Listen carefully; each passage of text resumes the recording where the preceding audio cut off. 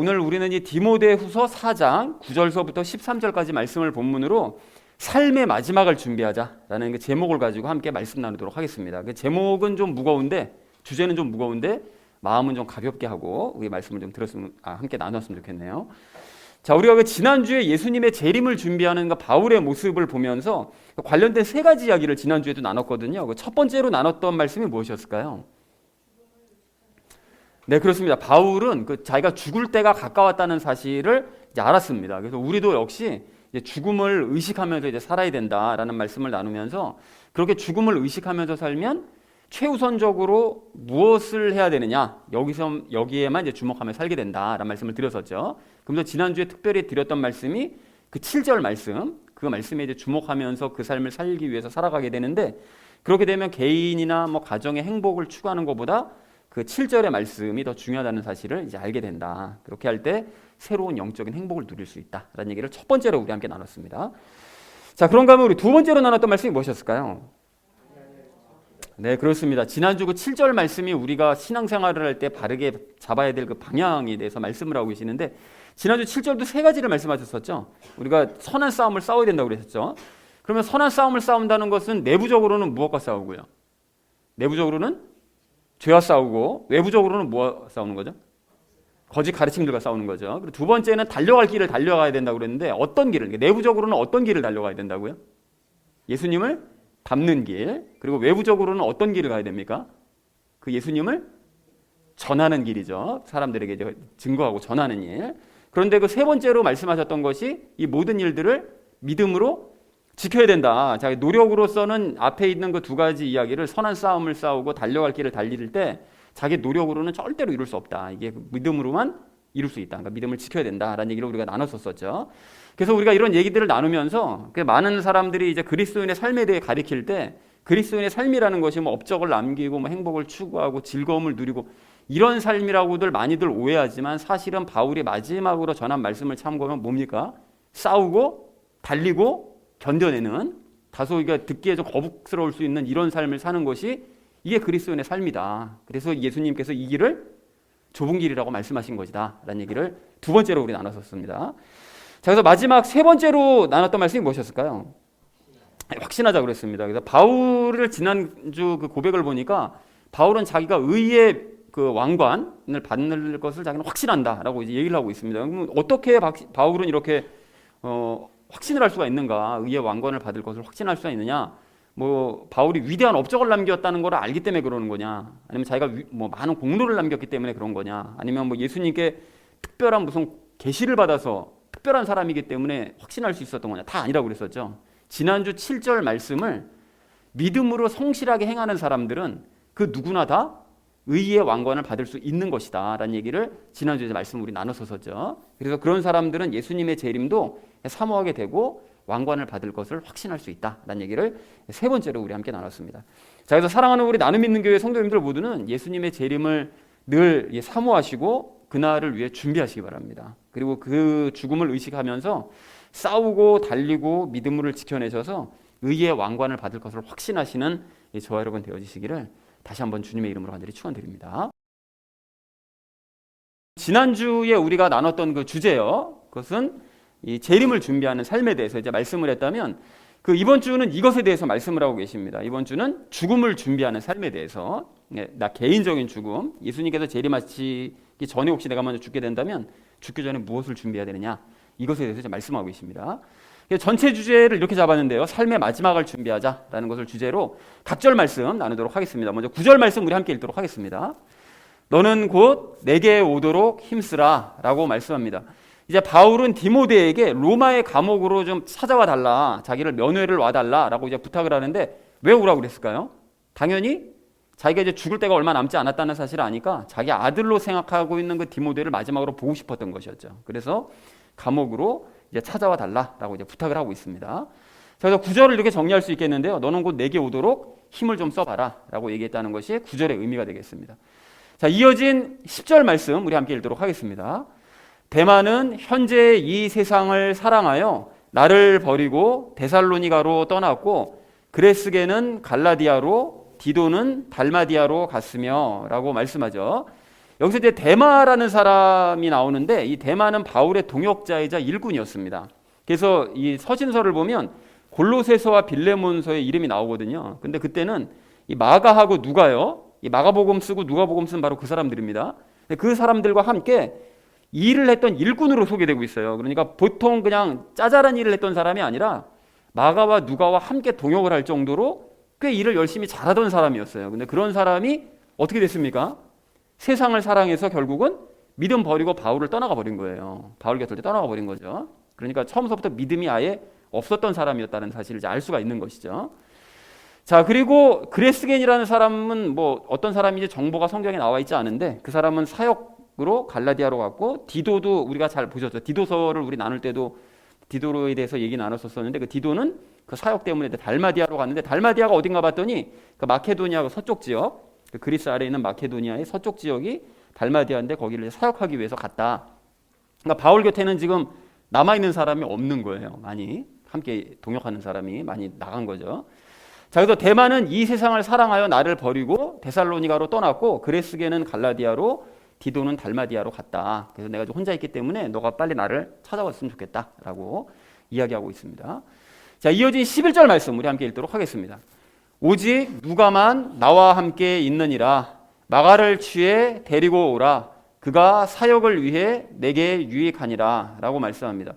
여기서 말씀하는 그 누가는 직업이 의사였습니다. 직업 의사였고 누가복음 썼고 사도행전 두 가지 그 책을 쓴 사람입니다. 자, 그런데 이제 바울의 주치의로서 끝까지 바울 곁에 있었어요. 바울이 그 성경을 보시면 이렇게 좀 건강했던 사람 같진 않아요. 그 몸이 안 좋았기 때문에 누가가 계속 바울 옆에서, 감옥에 갇혀 있는 바울 옆에서, 그 감옥에 직접 들어가 있지는 않았겠지만 가까이 붙어서 계속 이제 바울의 건강을 보살피는 그런 일을 하고 있었죠. 자, 그리고 마가도 나오는데 이제 마가라는 사람은 여러분 아시는 것처럼 바나바의 조카입니다. 그래서 사도행전 보시면 나오죠. 그리고 마가복음을 기록했던 사람이에요. 그 인물인데, 근데 과거 마가 여러분 행적 다 아시죠? 그 바울과 바나바가 1차 전도여행을 갈 때 그 조카였던 이 마가가 따라가겠다고 해요. 전도여행. 그러니까 아마 이게 젊은 어린 상태였기 때문에 해외 간다 그러니까 좋다고 따라갔던 것 같아요. 처음에 따라갔다가 가다 보니까 이게 영 아닌 거예요. 이게 해외 여행을 가는 게 아니라 일하러 가는 거니까, 이게 그래서 결국은 중간에 힘드니까 예루살렘으로 가버렸거든요. 그러니까 그것 때문에 바울이 굉장히 화가 났습니다. 그래서 나중에 2차 전도 여행 갈 때는 바울과 바나바 사이가 갈라져요. 그래서 이게 전도가 애 장난이냐, 왜 애처럼 무슨 뭐 해외여행 가는 줄 알고 따라가가지고 이게 뭐 하는 짓이냐 해가지고 바울은 화를 내고, 그래서 결국 바나바는 자기 조카니까 따로따로 이제 여행을 가게 되는. 자, 그런데 그렇게 싸웠지만 곧 다시 봉합이 돼서 이제 바나바와 바울이 같이 일을 하게 되고요.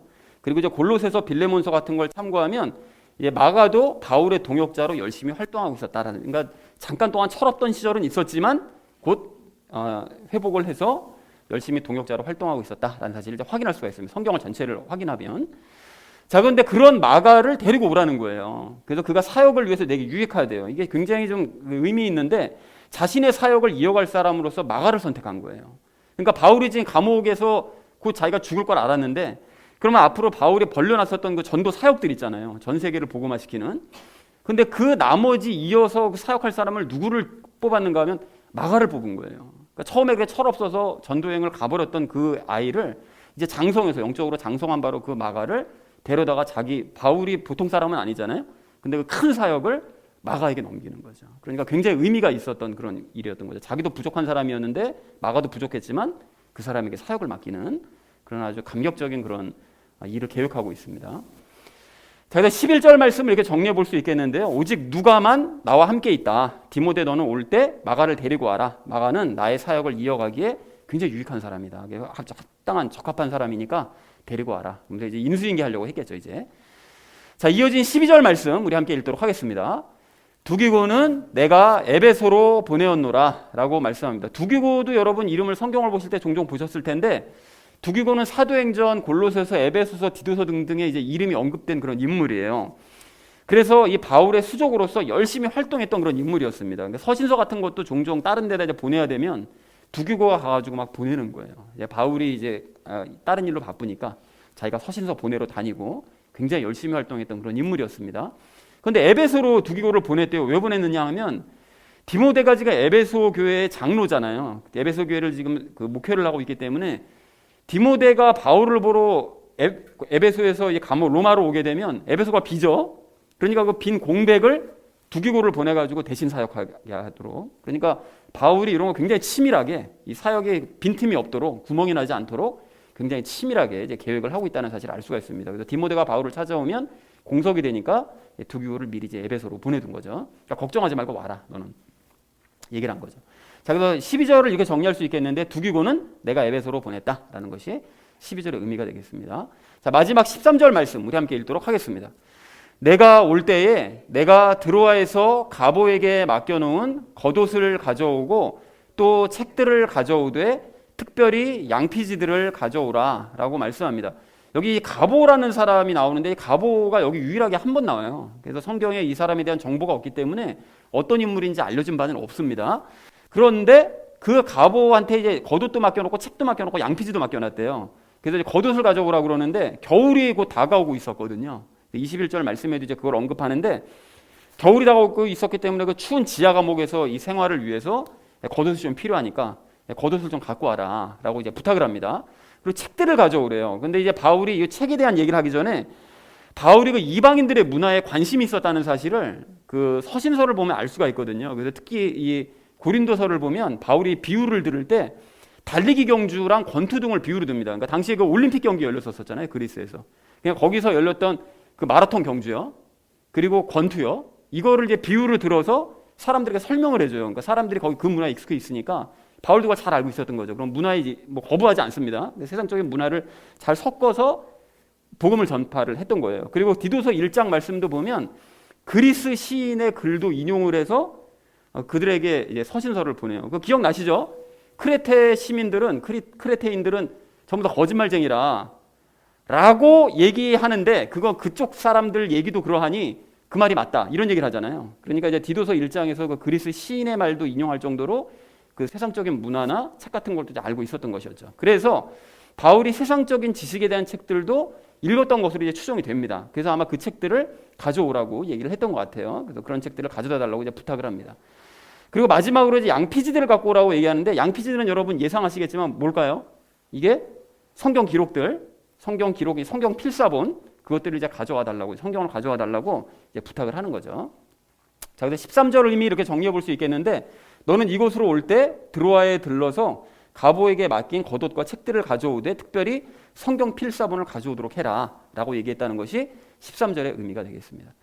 자, 그래서 오늘 본문 말씀을 이렇게 정리해 볼 수 있겠는데요. 너는 곧 내게 오기를 힘을 써라, 힘써줘라. 대만은 세상을 사랑해서 나를 버리고 떠나갔고 그레스겐과 디도는 사역 때문에 자리를 비웠다.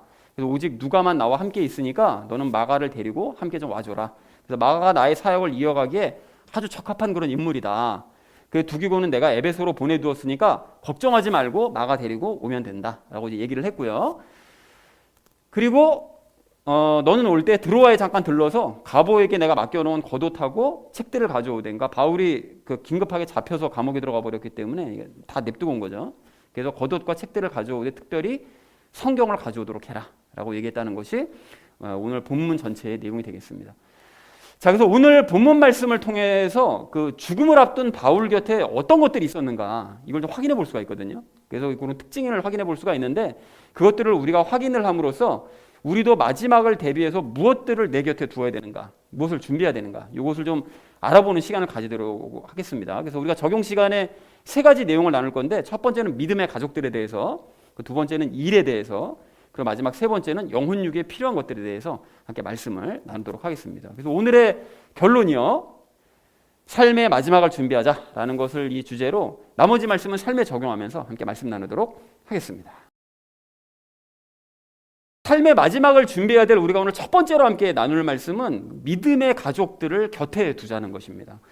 여러분 오늘 본문 말씀을 여러분께 잘 보시면 그 죽음을 앞둔 그 바울 그 곁에 어떤 사람들이 있었는가를 알 수가 있거든요. 누구누구가 있었죠? 10절 말씀을 보면 그 대만은 갔으니까요. 빼고 그레스겐, 그 디도, 이 두 사람이 이제 사역 때문에 잠시 떠나긴 떠났지만 어쨌든 바울 곁에 있었던 사람이었고요. 그리고 11절에 보면 누구가 있습니까? 누가 있죠? 그러니까 바울의 주치의로서 바울 곁에 있었고, 그리고 디모데와 마가, 이제 바울 곁으로 이제 올 예정이었고요. 그리고 12절에 두기고도 바울 곁에서 이제 수족이 돼가지고 열심히 이제 바울의 온갖 부탁을 성실하게 수행했던 그런 인물이었다라는 사실을 알 수가 있는 거죠. 그러니까 바울의 마지막 순간까지 곁을 지키고 있었던 사람들, 옆에 남아 있었던 사람들은 결국은 다 보니까 믿음의 동역자들이었다는 사실을 우리가 확인할 수가 있는 거죠. 그러니까 물론 친족들이, 그러니까 바울의 뭐 가족들이나 친족들이 와 있었을 수도 있거든요. 그 근처에. 하지만 공식적으로 성경을 통해서 공식적으로 확인할 수 있는 것은 이 믿음의 동역자들이 곁에 있었다, 가까이 있었다라는 사실을 확인할 수가 있습니다. 그리고 이 사람들이 꼭 가족인 거죠. 자, 근데 여기서 주목하실 점이 있는데 10절에서 말씀하시는 그 대마는, 그러니까 아까도 설명드렸던 것처럼 원래 바울의 동역자로서 일을 열심히 하던 그런 사람이었습니다. 그래서 바울의 서신서에서 마가와 누가와 함께 이름이 언급될 정도로 귀한 동역자였던 거예요. 그런데 그랬던 마가가 결국 어떻게 되죠? 세상을 사랑해서 바울을 버리고 떠났다라는 것을 확인해 봤을 때 무엇을 확인할 수 있느냐? 뭘 알 수 있을까요? 대마에게는 기본적으로 가장 중요한 뭐가 없었다고요? 믿음이 없었던 거죠. 믿음이. 예수님을 향한 믿음이 없었던 거예요. 그러니까 믿음이 없고 그냥 믿음이 있는 척하면서 그냥 일만 열심히 했던 거예요. 그러니까 그 공동체에 그냥 속해만 있었던 거예요. 믿음은 없는 상태로. 그러니까 이렇게 일 잘하면 물론 교회 공동체에 도움은 됩니다. 일을 잘하면. 그리고 본인도 사람들에게 인정받으니까 자기도 기분이 좋았을 거예요. 그런데 교회 공동체에서 가장 중요한 것은 그런 일이 아닙니다, 여러분. 공로를 세우는 것도 전혀 중요한 게 아니에요. 내가 교회에 뭐를 했다, 또는 교회에서 그냥 이만큼 일했다, 전혀 중요한 거 아닙니다. 무엇이 가장 중요하냐? 믿음이 제일 기본적으로 제일 중요한 거예요. 믿음이 있냐 없냐, 예수님을 향한. 그러니까 이걸 다른 말로 하자면 믿음은 없이 남에게 뭐 일적으로 도움을 주거나 또는 도움을 받으려고만 하는 그런 교회 공동체가 있다면 그런 교회 공동체는 얼마 지나지 않아서 결국 무너질 수밖에 없다, 문을 닫을 수밖에 없는 그런 교회다라는 사실을 우리가 확인할 수 있다는 거예요. 이제 그런 의미에서 이제 이 시대 교회들의 좀 안타까운 모습을 많이 보게 되는데, 그 많은 교회들이 중고등학생들이나 청년들, 그런 청년들에게 그 바른 믿음을 심어주는데 열심을 내기보다는 어떻게 하죠? 교회에서 일 잘하는 법 가르쳐요. 너희가 이렇게 일을 해야 되고, 봉사를 이렇게 해야 되고, 뭐 헌금 어떻게 해야 되고, 막 이런 것들, 믿음보다는 주변적인 것들을 많이 가르치죠. 그래서 교회의 일꾼으로 키우겠다는 그런 목적 가지고 열심히 그렇게 그런 것들만 가르치는데, 그래서 어렸을 때는 애들이 일 잘하고 또 성실하게 일하는 그런 친구들은 목사님이나 뭐 장로님들 뭐 이런 분들한테 칭찬 굉장히 많이 받습니다. 그래서 본인들도 뿌듯해해요. 그러니까 본인이 믿음이 좋은 줄 안다고요. 나 교회에서 이렇게 칭찬받는 거 보니까 믿음이 참 좋구나. 근데 믿음이 없거든요, 사실은. 믿음이 또 본인이 또 좋은 척도 해요. 그러니까 어리다 보니까 아무래도. 그런데 이런 친구들 대부분이 사실은 바른 믿음을 가지고 있지 못하다 보니까 성인이 되면 어떻게 되죠? 대마처럼 세상을 사랑해서 교회를 나가버리는 거죠. 믿음도 다 없어지고요. 이렇게 되는 겁니다. 너무 안타까운 일들이 뭐 대마뿐만이 아니에요. 그러니까 지금 이 시대 청년들이나 뭐 젊은 친구들 보면 이런 일이 뭐 비일비재하게 벌어지고 있습니다. 자, 그런가 하면 이제 목사의 경우도 마찬가지인데, 여러분 그 목사를 설교로 내게 도움 주는 사람, 또는 나의 고민을 상담해 주는 어떤 도우미, 상담자, 뭐 이런 시각으로 생각하면서 도움을 받을 사람이라고 생각을 하면, 그리고 목사와 그 나와의 관계를 자꾸 도움을 주고받는 관계로 생각한다, 이렇게 되면 그 공동체도 이게 오래 지속될 수가 없습니다. 아니면 지속은 되더라도 문제가 계속 있을 수밖에 없는 거예요. 그래서 여러분 이런 이 관계를, 가족을 생각해 보면 간단한데, 여러분 가족을 생각할 때 그 아버지를 그냥 내게 경제적으로 도움 주는 사람, 그러니까 엄마는 집을 관리하는데 도움을 주는 사람, 그리고 자식을 바라볼 때는 자식이 공부 열심히 해가지고 좋은 대학, 좋은 직장 취직해가지고 내 면을 세워주는데 도움 주는 존재, 이런 식으로 만약에 생각한다면 그 가정은 그냥 콩가루 집안인 거죠. 그냥 다 도움을 주고받는 관계다, 가족을 이런 식으로 생각하면 그 가족은 무너질 수밖에 없습니다. 그러니까 무엇을 알 수 있는가 하면, 사람들과의 관계라는 것은, 특히나 이 그리스도인들과의 관계는 도움을 주고받는 관계로 맺어져서는 절대로 안 되고, 어떻게 해야 되죠? 모두가 같은 믿음이요, 즉 예수님의 믿음 안에서 서로 사랑을 주고받는 관계가 되어야 된다는 사실을 우리가 알 수 있다는 거예요. 바울의 공동체처럼. 그런 의미에서 여러분, 오늘 바울 곁에 남아있는 사람들, 여러분 그 면면을 보시면 그 디도나 누가나 마가나 두기고나 이런 사람들이, 여러분 생각해 보세요. 이게 자기한테 지금 도움되니까 바울 곁에 남아있을까요? 절대 아니죠. 지금 도리어 바울 곁에, 감옥에 갇혀있는 바울 곁에 남아있으면 도리어 자기들도 피해볼 수 있어요. 이거 같이 엮여가지고. 도움이 전혀 안 되거든요. 그러니까 이 사람들은 왜 그럼 남아있느냐? 같은 믿음을 가지고, 그러니까 예수님의 믿음을 가지고 있기 때문에 예수님의 사랑을 바울에게 흘려보내기 위해서, 그러니까 감옥에서 힘드니까 예수님의 그 사랑을 흘려보내기 위해서 곁에 남아있다는 사실을 알 수 있다는 거예요. 거꾸로 바울도 마찬가지죠. 비록 감옥에 갇혀 있지만 자기에게 남아있는 또 예수님께 받은 사랑을, 그 가르침을 바깥에 있는 사람들에게 계속 가르쳐주는 이런 일을 하고 있더라는 거예요. 그래서 생각해보면 예수님과 12제자들도 이게 마찬가지입니다. 여러분, 예수님 곁에 끝까지 남아있던 사람들은 예수님께 병고침 받고 뭐 배부르게 얻어먹고 뭐 기적 체험했던 사람들, 그동안 예수님께 도움 많이 얻었었던 사람들 여러분 잘 알고 계시잖아요. 그런 사람들이 지금 예수님 곁에 마지막까지 남아있었을까요? 한 명도 없었어요. 예수님께 그 오병이어 기적으로 배불리 얻어먹었던 사람들 예수님 곁에 없었다고요. 뭐 병고침 받은 사람들이 예수님 곁에 없었습니다. 남아있던 사람들이 누구였죠? 많이 부족하긴 했었었고 또 개인적인 욕심을 가지고 있기도 했지만 어쨌든 예수님을 향한 그 신라 같은 믿음을 가지고 그리고 예수님을 사랑한다라고 생각하는 그런 제자들이 옆에 남아있었던 거예요. 그러니까 이 사람들도 굉장히 부족한 사람들이긴 하지만 도움만 열심히 받았던 사람들에 비하면 그나마 기특한 사람들이었다는 거죠. 그래서 예수님께서도 이걸 인정하셔서 누가복음 22장 28절에서 이렇게 말씀하십니다. 너희는 내가 시험들을 당할 때에 항상 나와 함께한 자들이다. 굳은 일도 함께 겪은 사람들이다. 늘 내 곁에 있어 주었다. 이거를 크게 여기시는 거예요. 지금 당장은 믿음이 좀 연약하고 사랑하는 모습이 덜 보인다 할지라도 그냥 도움만 얻으려고 하는 인간들보다는 훨씬 낫다 너희가. 이렇게 보신다는 거죠. 근데 이와 반대로 가룟 유다는 그럼 어떻게 됐느냐? 가룟 유다는 예수님을 믿거나 사랑할 생각이 없었죠.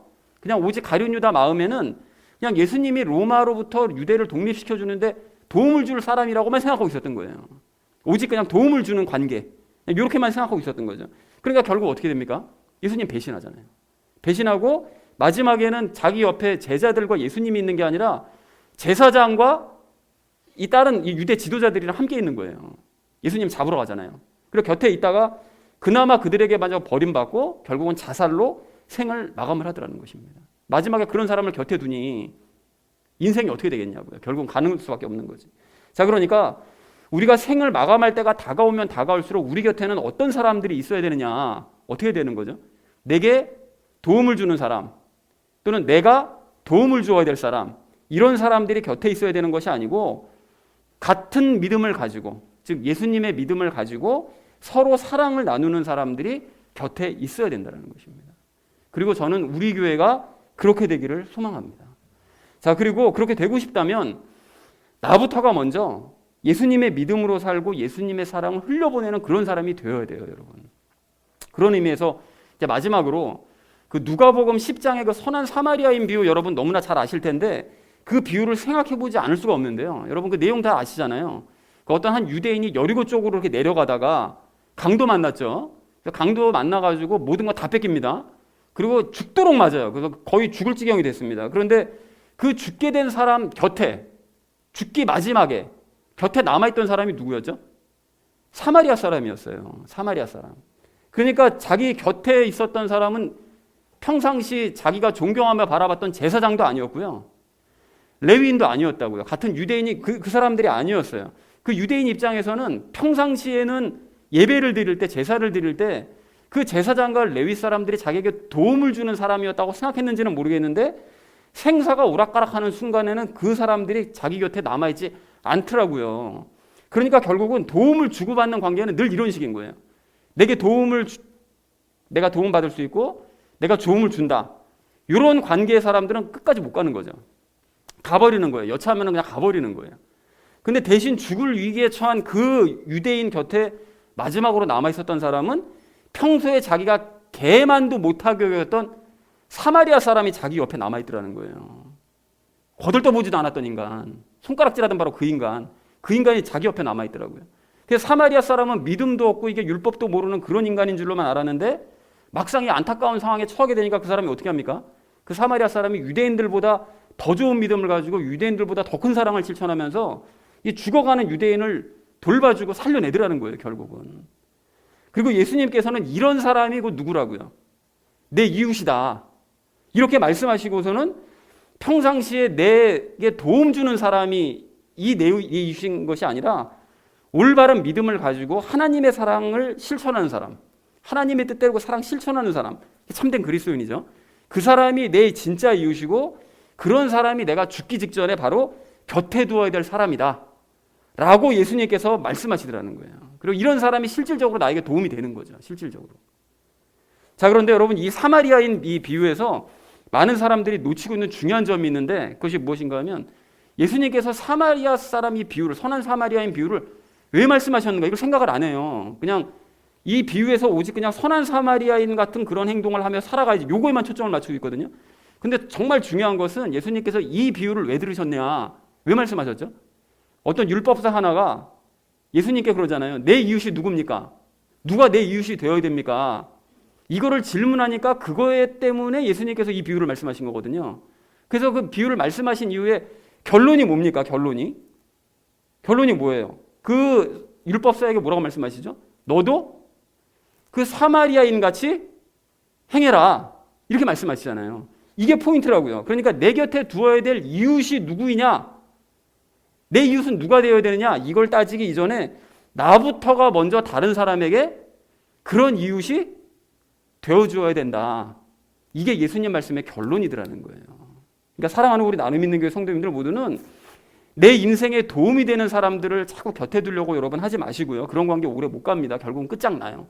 그렇게 하지 마시고 올바른 믿음을 가지고 예수님의 사랑을 실천하는 그 이웃을 끝까지 곁에 두시기 바랍니다. 그러나 그 무엇보다 내가 먼저 남에게 그런 이웃이 되어주시고 친구가 되어주시고 가족이 되어주시기 바랍니다. 그렇게 바울처럼 마지막을 잘 준비하셔서 생을 잘 마감하시는 저와 여러분 되어주시기를 주님의 이름으로 간절히 축원을 드립니다. 삶의 마지막을 준비해야 될 우리가 오늘 두 번째로 함께 나눌 말씀은 일을 계속하자는 것입니다. 일을 계속하자. 여러분, 그 본문 말씀을 오늘 잘 보시면 바울은 감옥에 있으면서도 복음 사역을 쉬지 않고 계속하고 있다는 사실을 알 수가 있어요. 그래서 보면 어떻게 해야 하죠? 그레스겐을 갈라디아로 보내고 디도는 달마디아로 보내고, 그리고 디모데가 로마의 그 감옥으로 오게 되면 공석이 되니까 얼른 두기고를 에베소로 파견하고, 이런 모든 일들을 다 바울이 좀 주관해서 모든 일들을 하고 있는 거예요. 감독하면서 하고 있는 거죠. 그리고 11절을 보면 디모데에게 이제 마가를 데려오라 이제 부탁을 하면서 마가가 자신의 사역을 이제 이어갈 사람이다. 그러니까 자기는 죽지만, 죽어서 이제 천국으로 가지만 이 땅에서 남아서 계속 일을 해야 될 사람이 있어야 되지 않냐. 그 마가에게 그 일을 넘기는 거죠. 그래서 전도 사역을 계속해서 이제 진행해 나가기 위해서 마가를 선택을 하고 마가에게 자신의 모든 사역을 인수인계하려고 하는 이런 계획을 세우더라는 거죠. 그러니까 여기서 우리가 주목해야 될 점은 바울이 이제 감옥에 갇혀 있으니까 이제 감옥에 갇혀 있으니까 뭐 내가 할 수 있는 일이 아무것도 없지 않냐. 그러니까 나 이제 좀 사역을 내려놓고 좀 쉬어야 되겠다. 이렇게 한 게 아니라 죽을 때까지, 그러니까 죽기 바로 그 순간까지, 사형을 당하기 직전까지 다른 동역자들을 통해서라도 이 복음을 전파하는 사역은 계속되어야 된다.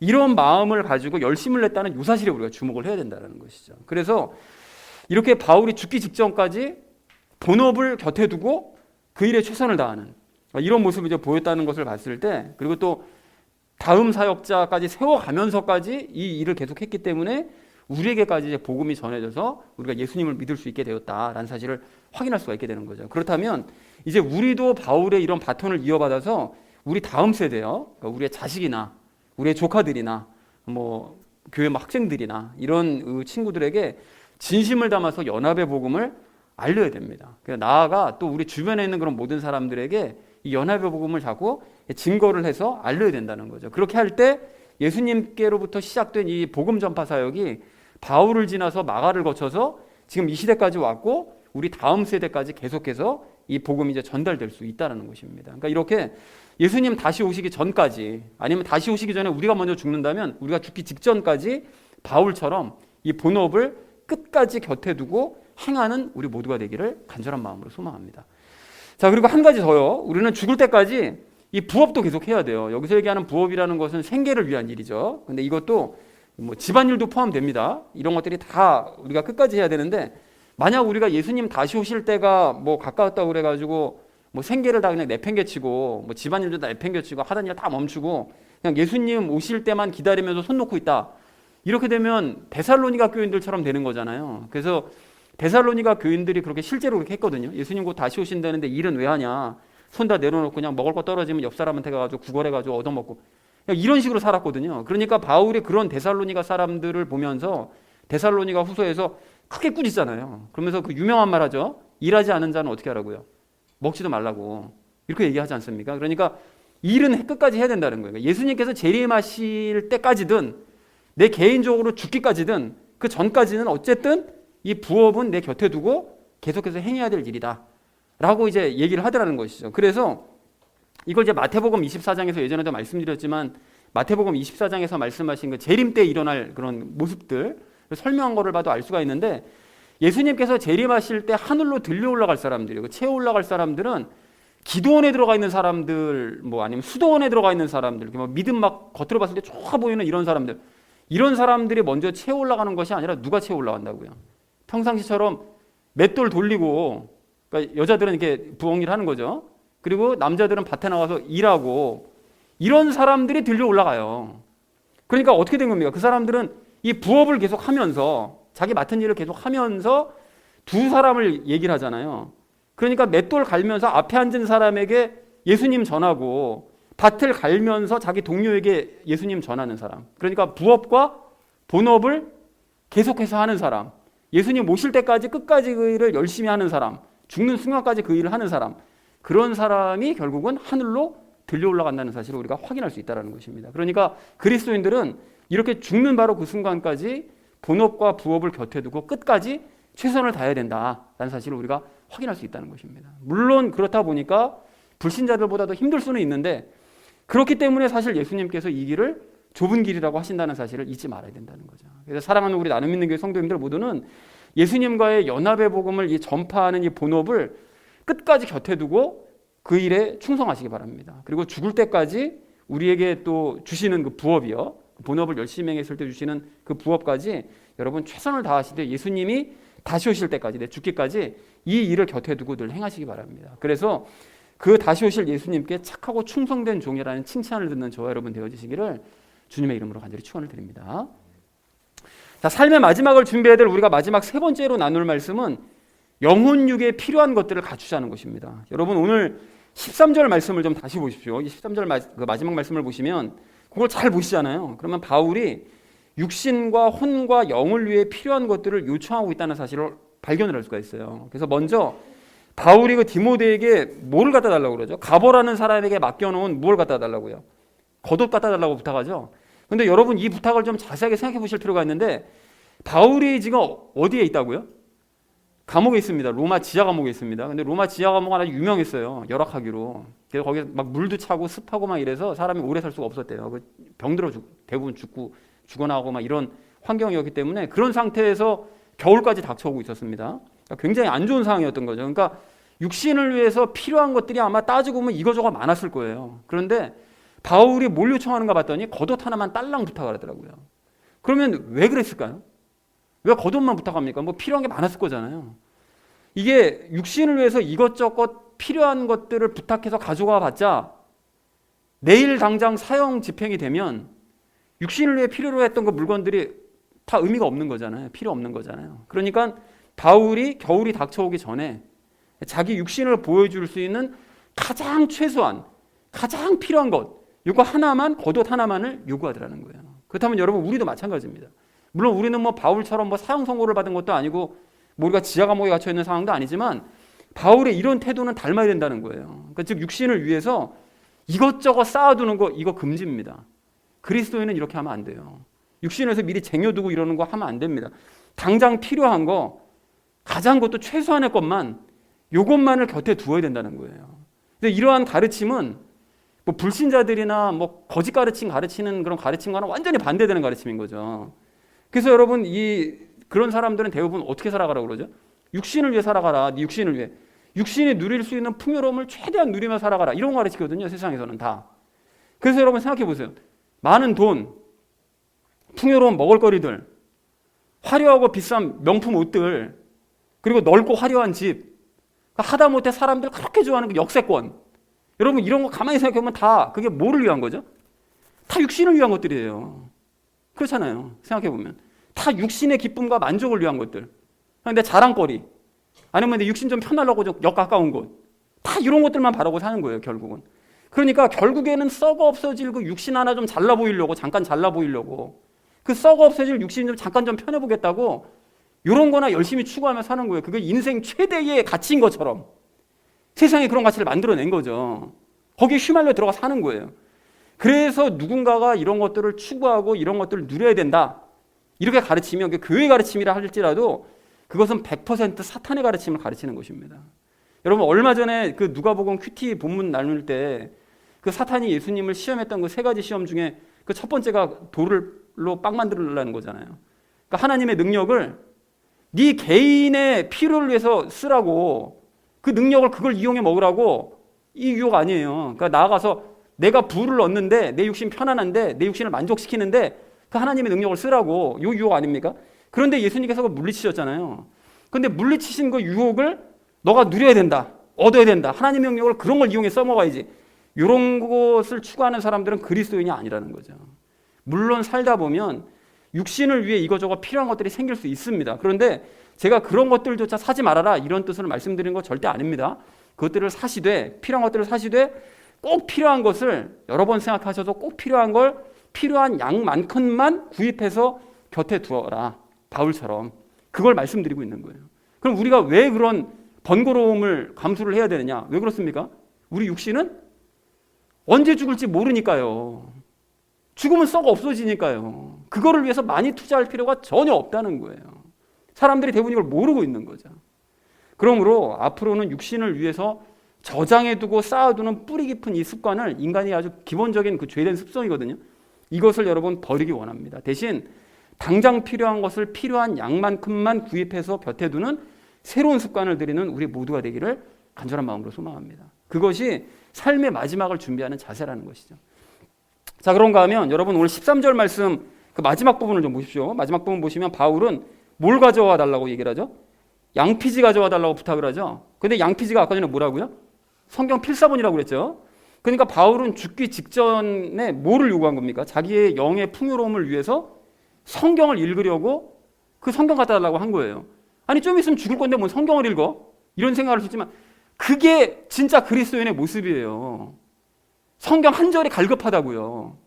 이게 진짜 그리스도인의 모습이라고요. 이게 죽기 직전까지. 그래서 여러분, 우리가 음식을 먹지 않고 배고픈 상태로 있으면 어떻게 됩니까? 짜증이 막 치솟잖아요. 그죠? 그리고 그 상태가 좀 더 지나가면 어떻게 되죠? 몸에 힘이 하나도 없죠. 그리고 그 상태로 더 방치가 되면 어떻게 됩니까? 사람이 죽을 지경에 이르잖아요. 그런데 이게 성경을 안 먹으면 영에도 똑같은 일이 일어난다고요. 여러분, 성경을 안 보시잖아요. 짜증이 막 치솟는다고요. 별일도 아닌데. 이게 여러분 괜히 일어나는 일이 아니에요. 여러분 성경을 안 보시기 때문에 그래요. 이게 짜증이 치솟고, 그리고 더 방치하면 영이 힘을 잃습니다. 그리고 그 상태로 더 내버려두면 그냥 말라 죽을 지경에 이르는 거예요, 영이. 그렇게 되면 영이 이렇게 힘을 못 쓰잖아요. 그러면 혼과 육신이 날뛰어요. 영이 이렇게 통제가 안 되니까. 영이 혼과 육신을 통제를 해야 되는데 영이 그렇게 말씀을 안 읽고 안 먹어가지고 힘을 잃으면 혼과 육신을 통제를 못 한다고요. 그러니까 막 지네들 날뛰는 거예요. 날뛰면 어떻게 됩니까? 그 안에 있는 죄가 같이 덩달아 날뛰는 거죠. 그럼 영은 점점 더 힘을 잃고 악순환이 반복되는 거예요. 자, 그래서 우리는 하나님의 영감으로 쓰여진 이 성경을 읽을 때 하나님의 영감에 사로잡혀서 읽어야 되는데, 하나님의 영감에 사로잡혀서 성경을 읽기 위해서는 어떻게 되느냐?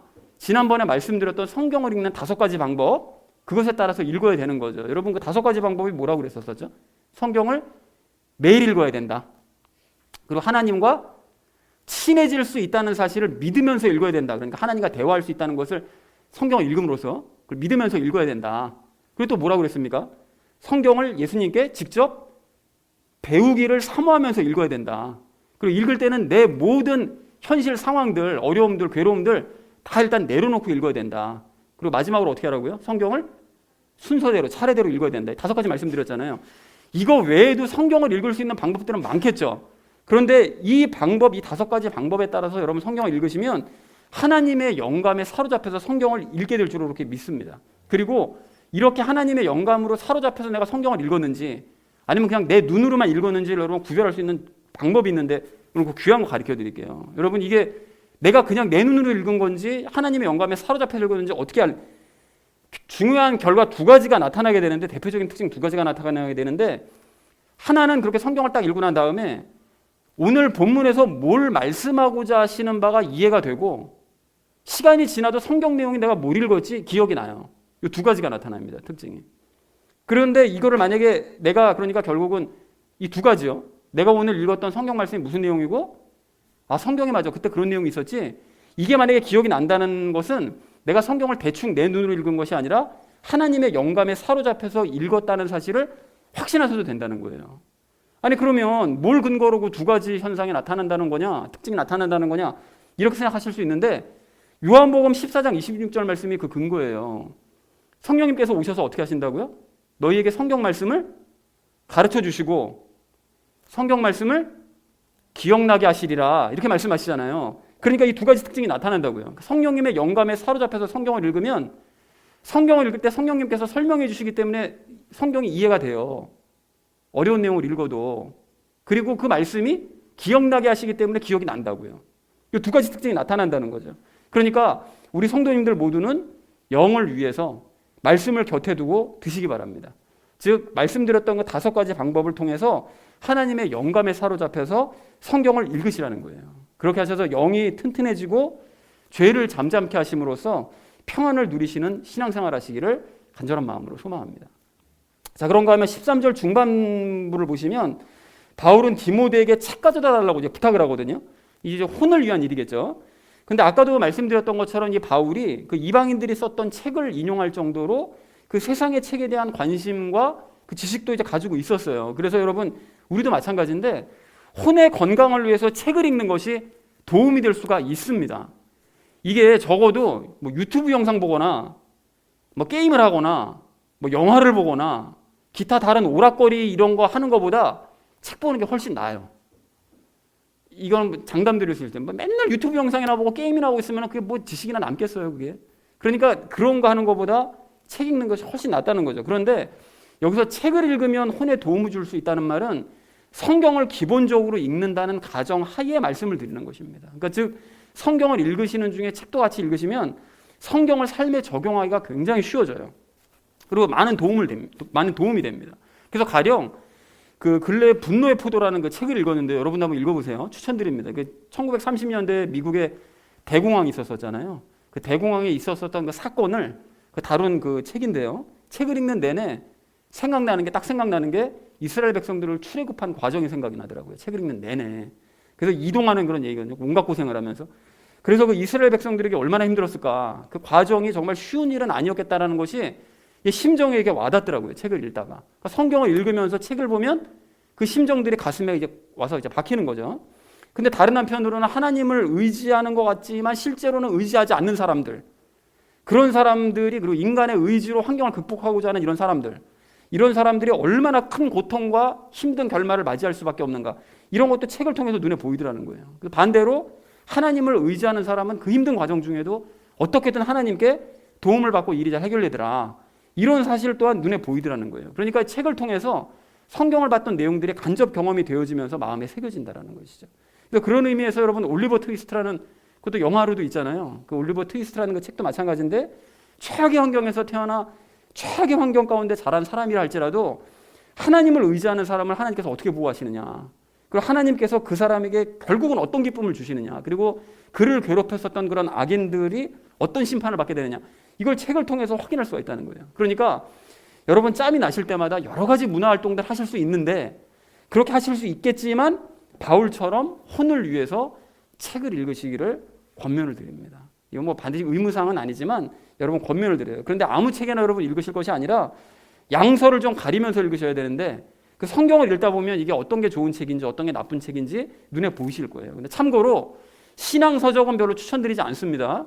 신앙서적 뭐 보라고 그러시는 분들도 많지만 저는 추천드리지 않아요. 그게 왜 그러냐면 이상한 내용들도 많은데다가 참된 복음을 방해하는 책들이 정말 많습니다. 죄에 대해서 설명도 엉망진창이고 죄를 이기는 방법에 대해서도 막 설명 이상하게 만들고 이러기 때문에 더 헷갈려 버릴 수가 있어요. 그러니까 추천드리지 않습니다. 그러니까 그런 의미에서 서양 그 고전들 있잖아요. 이거를 추천을 드립니다. 이게 좀 따분하게 보이실 수도 있지만 여러분 그걸 보시면 기독교적인 그 배경화에 쓰여진 책들이기 때문에 보시면 도움이 많이 되실 거라고 믿습니다. 그래서 사랑하는 우리 나눔 있는 교회 성도님들 모두는 육신을 위해서 당장 필요한 최소한의 것들을 곁에 두시기 바랍니다. 최소한의 것들만 곁에요. 그리고 영의 건강을 위해서는 성경을 늘 곁에 두고 여러분 읽으시되 영감에 사로잡혀서 읽으시기 바랍니다. 그리고 성경의 적용을 위해서 또 혼의 건강을 위해서 책을 곁에 두고 읽으시되 좋은 책을 가려서 읽으시기 바랍니다. 그렇게 이 세 가지를 죽는 순간까지 여러분 곁에 두심으로써 바울처럼 행복한 결말을 맞이하시는 저 여러분 되어주시기를 주님의 이름으로 간절히 축원을 드립니다.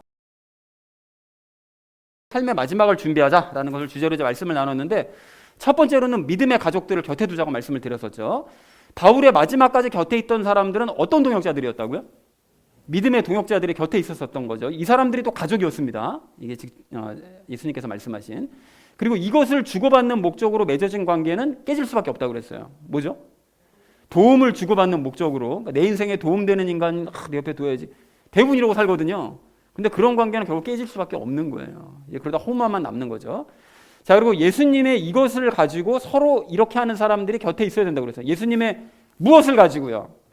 믿음을 가지고 서로 어떻게 해야 된다고요? 사랑하는 그런 사람들이 내 곁에 있어야 되는 거예요. 믿음과 사랑 있는 사람들이 내 곁에 있어야 됩니다. 그리고 예수님께서 말씀하시는 그 이웃이라는 것은, 선한 이웃은 바른 무엇을 가지고요?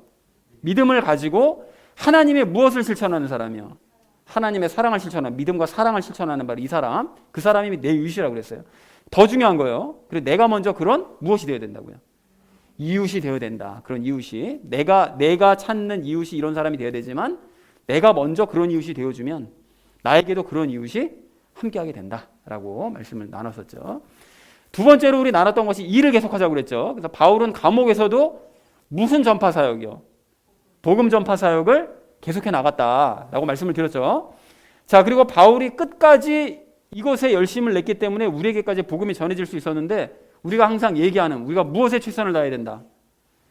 예수님께서 마태복음 28장 19절 20절 주신 거, 우리에게 주신 본업, 그 본업에 열심을 냈기 때문에, 복음 전파 사역에 열심을 냈기 때문에 우리에게까지 복음이 전해질 수 있었다. 마찬가지죠. 그리스도인은 본업과 반대되는 이것에도 최선을 다해야 돼요. 뭐죠? 부업에도 최선을 다하면서 예수님의 재림을 맞아야 된다. 그럴 때 예수님께서 하늘로 데려가시는 거죠. 이렇게 끝까지 자기 일에 열심을 내는 사람들. 자, 그리고 마지막 세 번째로 우리 나눴던 이야기가 영혼육에 필요한 것들을 갖추자 그랬죠. 바울은 이것을 위해서 가장 필요한 최소한의 것을 부탁을 했어요. 뭡니까? 자신의 육신을 위해서 필요한 것, 아주 최소한의 것을 이제 부탁을 했고요. 그리고 육신을 위해 쌓아두는 습관을 우리가 버리고 당장 어떤 것들을 필요한 만큼만 곁에 두는 새로운 습관을 들여야 된다. 당장 어떠한 거요? 나에게 필요한 것들, 내가 원하는 걸 잔뜩 쌓아두려고 하지 말고 필요한 것들을 필요한 만큼만 곁에 두는 그런 습관을 들여야 된다. 자, 그리고 바울은 영을 위해서 무엇을 부탁했죠? 양피지, 성경을 부탁했죠. 자, 그리고 성경을 읽지 않으면 이게 연약해진다고 그랬죠. 영이 연약해지고 또 이것과 이것을 통제하지 못하게 된다고 그랬어요. 뭐와 무엇이요? 혼과 육신을 통제를 못합니다. 영이. 그렇게 되면 이제 무너지는 거예요. 그래서 이것에 사로잡혀서 성경을 읽어야 된다고 그랬어요. 무엇이요? 하나님의 영감에 사로잡혀서 성경을 읽어야 된다. 그리고 영감에 사로잡혀서 성경을 읽으면 전체 내용이 어떻게 된다고요? 내가 읽은 내용이 어떻게 돼요? 그것이 읽었을 때 이거 뭔 내용이지? 이게 아니라 어떻게 된다고요? 이해가 다 되고, 그리고 말씀이 어떻게 된다고요? 기억이 난다고요. 이게 단순하지만 대표적인 특징이에요. 성경을 읽었는데 뭔 소리인지 하나도 모르겠어. 그러면 성령님의 영감에 사로잡혀 읽은 게 아니에요. 그 성경을 열심히 읽었는데 내용이 뭐였지? 기억이 하나도 안 나. 그러면 성령님의 영감에 사로잡혀 읽은 게 아니라 자기 힘으로 읽은 거예요. 그냥. 이 대표적인 두 가지 특징이 나타납니다. 자, 그래서 바울은 혼을 위해서 또 뭐를 부탁했죠?